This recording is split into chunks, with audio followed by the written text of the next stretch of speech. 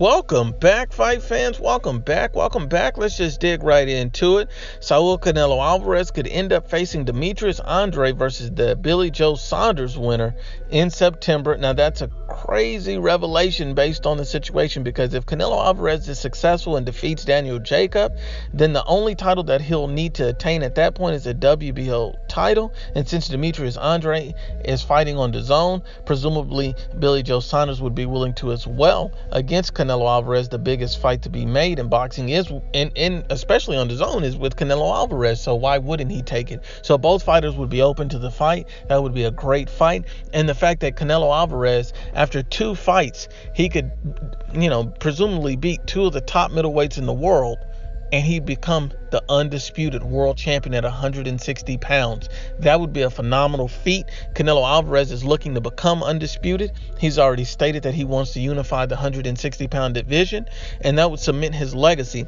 Now, when you look at a Billy Joe Saunders versus Demetrius Andrade, and you compare each opponent, you have to understand that that's kind of a 50-50 fight. Billy Joe Saunders is a top-level fighter. So is Demetrius Andrade. Both of these guys are undefeated. Both of these guys are or were world champions at 160 pounds.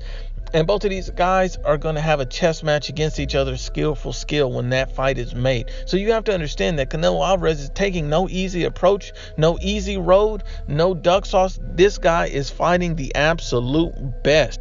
So you have to give Canelo Álvarez all the credit in the world. I think it's a 50-50 fight with Demetrius Andrade and Saunders, and so that could go either way, depending on who you like to win the fight. If you compare Canelo to each particular guy, I think Canelo has unique advantages in either fight that would be made.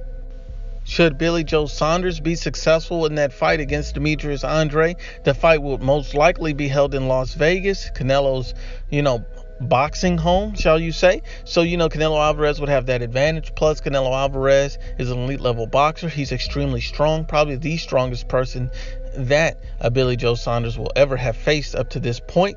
And only on top of that, Canelo Álvarez has an iron rock solid chin. So not only can he box and bang, but he has a rock solid chin. He can take those shots. And Canelo Álvarez looks to be an elite level body puncher as well. So there's a myriad of ways Canelo Álvarez can defeat his opponent, especially if Billy Joe Saunders decides to engage and bang with him.